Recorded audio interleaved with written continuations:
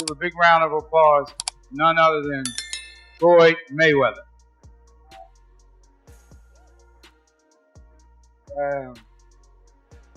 Here we go again. I don't know what to say. I know we've been doing this for 21 years. I told you guys I'd come straight ahead. So, coming straight ahead, I was going to take some contact. I could have sat back and just boxed and counterpunched and made it boring. I didn't want to do that. I felt like I owed the fans a last hurrah. So I went out there, and that was the game plan. Me and my dad communicated before we went out there. The whole game plan was to go out there and let him shoot heavy shots from the beginning, take him down the stretch, and do what we do best. And that's what we did tonight. We had a cool training camp. I didn't box for the last month. I didn't do no sparring, but there's no excuses. He came out here. He fought a hell of a fight, hell of a stand-up guy, and I went out there and just did what I do best. Found a way to trap him and broke him down. And I want to say congratulations to my team. Strong team. I got a real strong team. I've been working on my team for a lot of years. I've been knowing Dana White for 21 years since I came to Las Vegas. And I'm one of the first guys that believed in Dana White before anybody believed in Dana White. I was one of the first guys to give Dana White a chance when nobody wanted to give him a chance. Dana, thank you.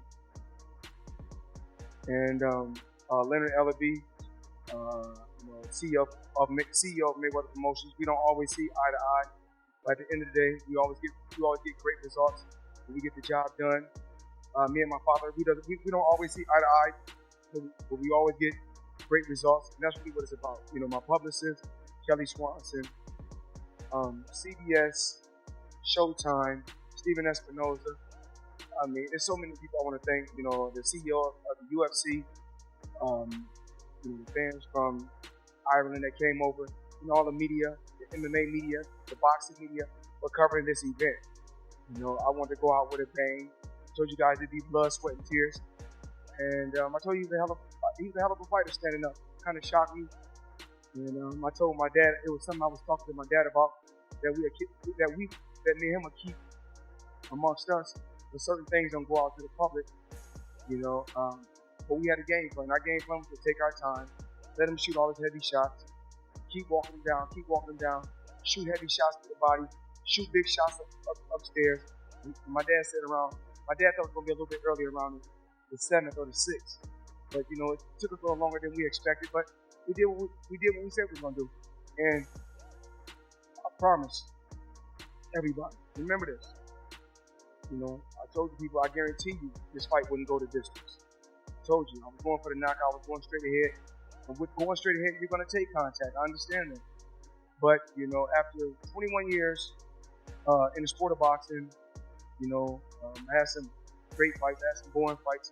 But at the end of the day, I will be always remembered as a winner. No matter how you win, as long as you win. And I know how to dissect my opponent. I know how to go out there and break him down and just stick to the game plan.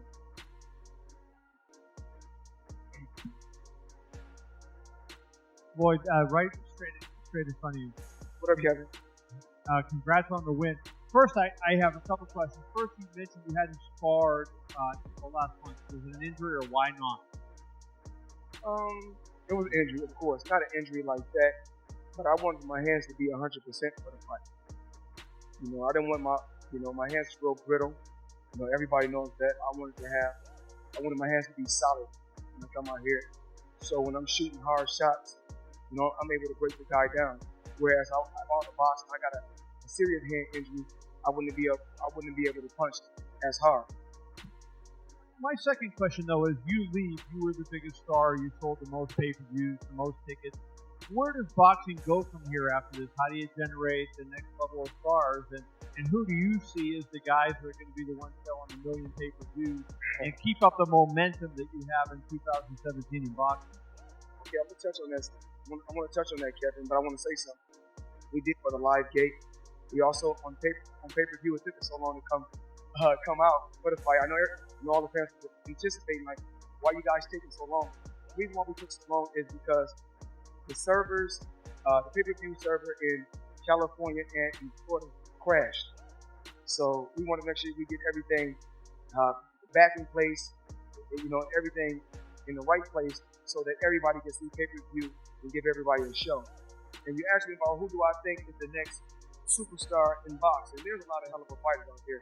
There's a lot of young lions out there, You won't see me in the ring no more. So any guy that's calling me out, forget it. I'm okay. I had a great career. I had a tremendous career. I'm proud of Badu Jack. I'm proud of Javante, Tank Davis. I'm proud of everybody that's under the Mayweather Promotions banner. And of course, I have to say I'm proud of Al Haney. Just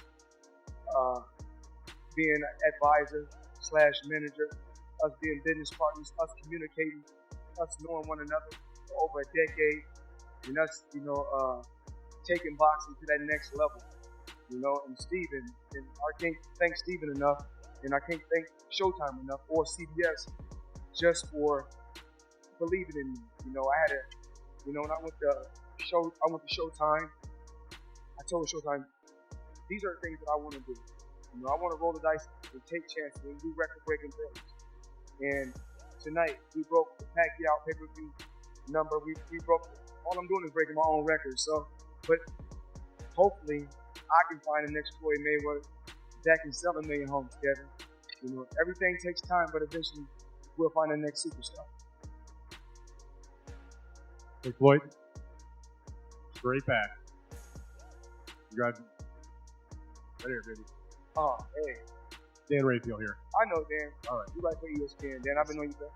Congratulations on the victory tonight. I wanted to ask you one thing about yourself and one about Conor. First of all, now that your career is over, you say you're going back into retirement. Other than your business interests with Mayweather Promotions and your Gentlemen's Club here in Las Vegas, what other things do you want to do with the rest of your life? I just want to help these fighters. I look forward to becoming a boxing trainer.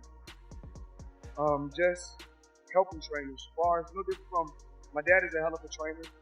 He taught me the sport. And everything that he taught me from day one, I still know. But I want to help other trainers, help make fighters better. I want to go out there and help fighters better and teach fighters about becoming a superstar, not just in the ring, but on the outside. A lot of times fighters think that, I'm undefeated or I'm a knockout puncher. That makes me a superstar. It takes more than that. It takes a lot of work on the outside and surround yourself with the right team to become a mega superstar. Floyd, my other question for you is, I'd like you to just take a minute and assess Conor McGregor that you saw in the ring tonight. I'd like you to maybe mention about what you felt as far as his power, his skills, and frankly, how you think he might do if he was fighting a regular fighter, not a Floyd Mayweather.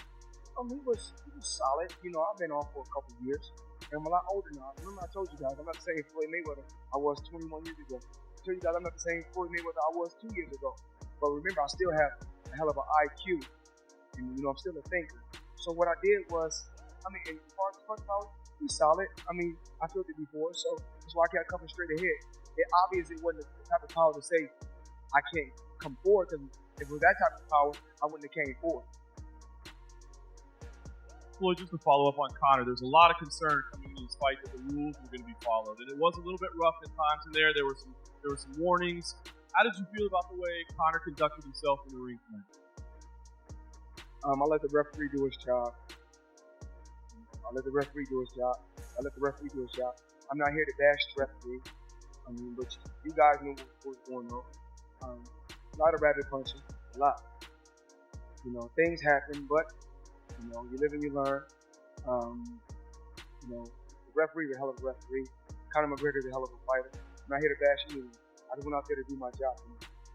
I did want to ask, at the end of the 5th round, you did have a little push after the bell. One kind of wonder what was going through your head at that point. Was that frustration? Was that to send a message? What was that about? Get the fans what they want to see. I pushed them and told them, you still ain't knocking me out yet.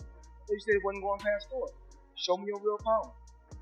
It was, it is, trash talking that, fighters do, whether it's MMA or boxing.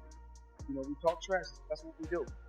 When the best compete against the best, we want to be pushed. And that's how boxing and MMA go. Floyd, of your 50 victories, what in your mind was your most impressive? Well, every fight play the major key. Not just number 50, just to get to this point. A lot of people ask me about Rocky Marciano. Rocky Marciano is a legend. Paved the way for me to be where I'm at.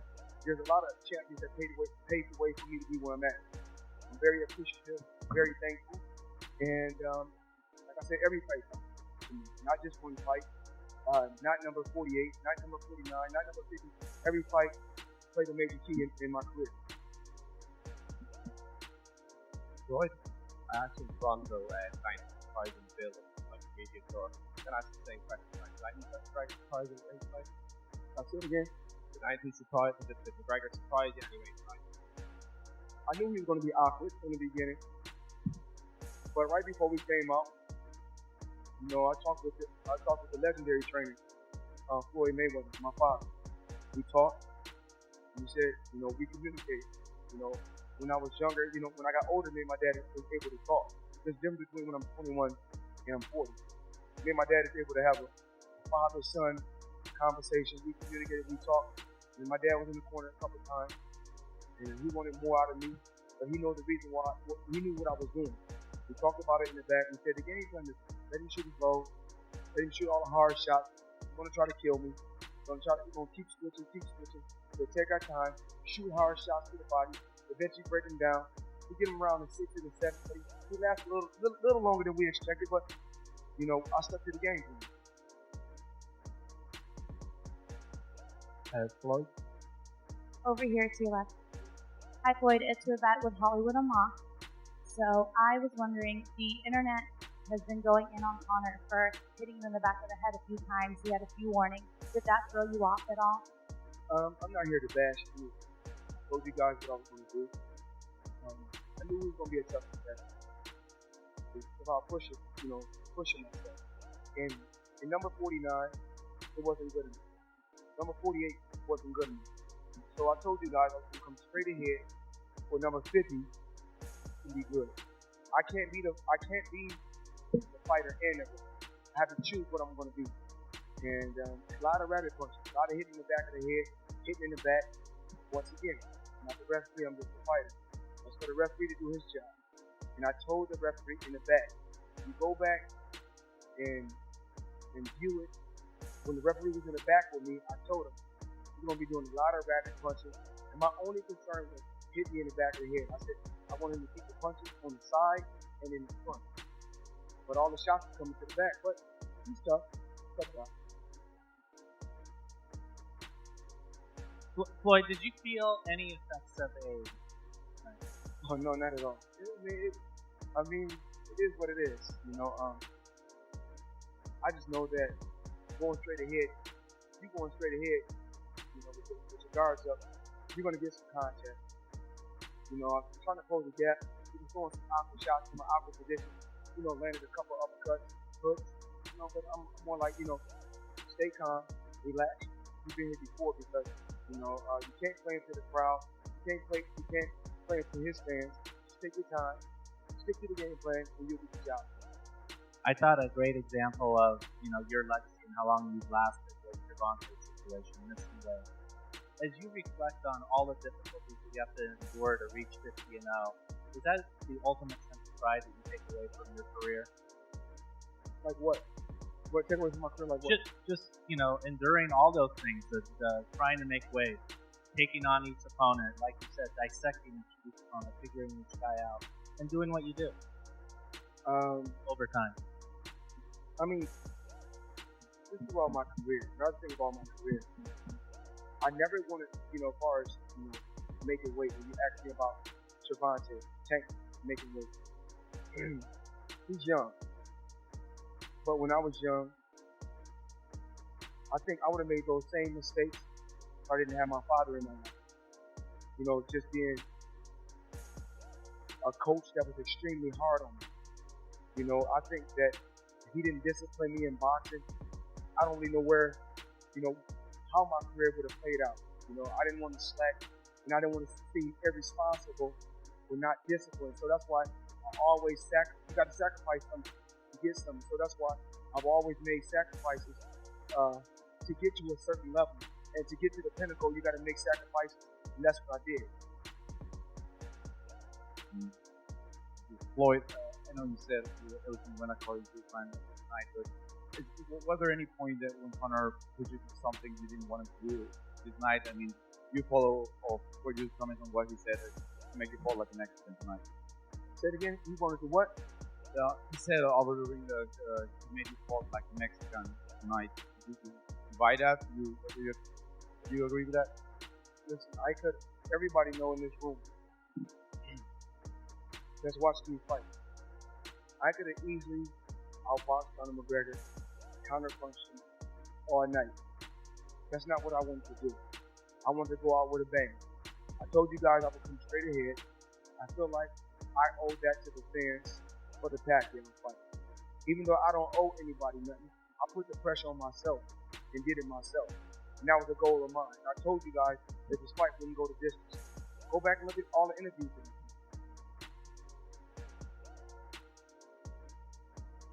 Floyd, hey,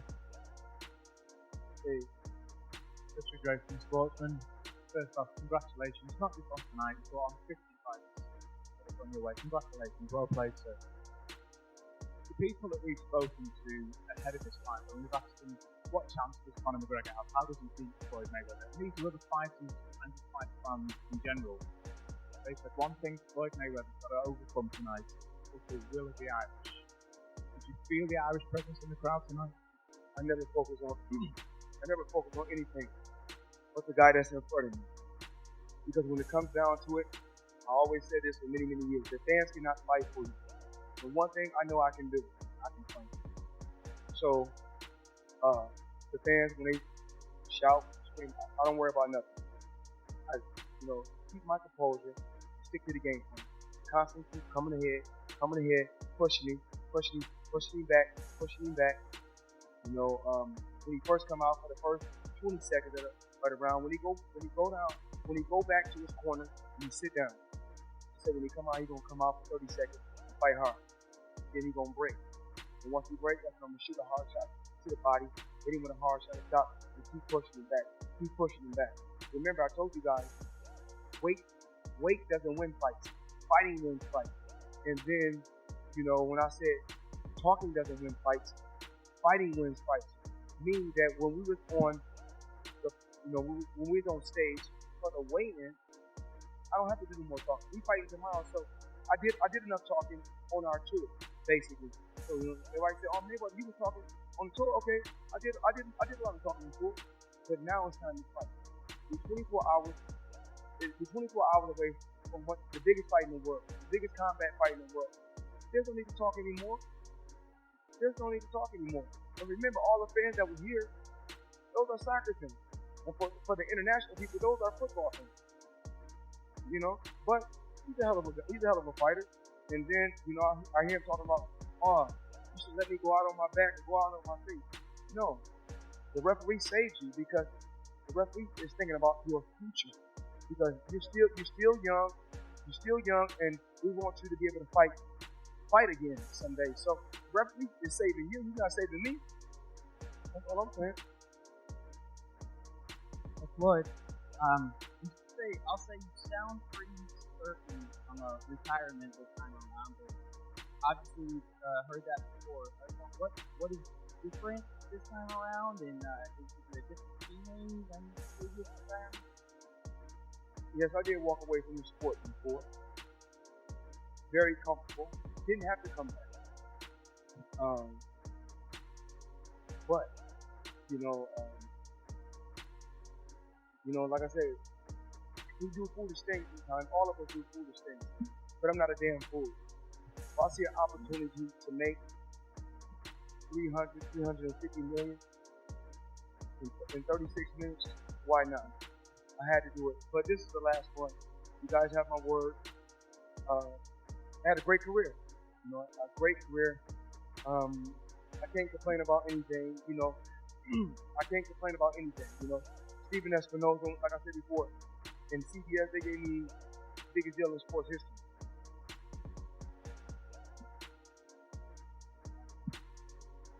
Right? Okay. Hi. Thank you.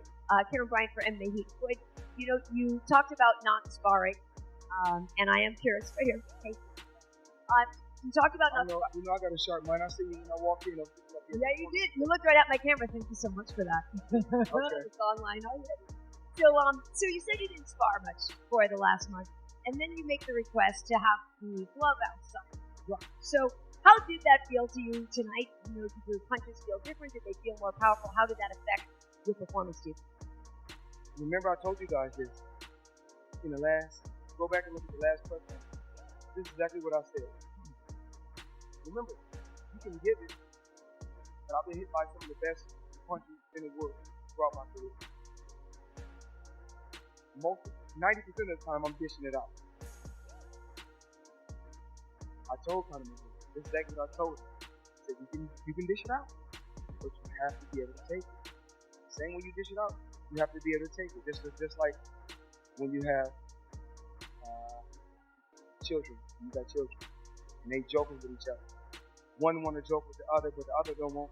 But when one feeling good and the other not feeling good, they're not in the mood to joke. So, just like in boxing, most of the times your big punchers, they can't take it. They can take it early on, but down the stretch, they can't take it.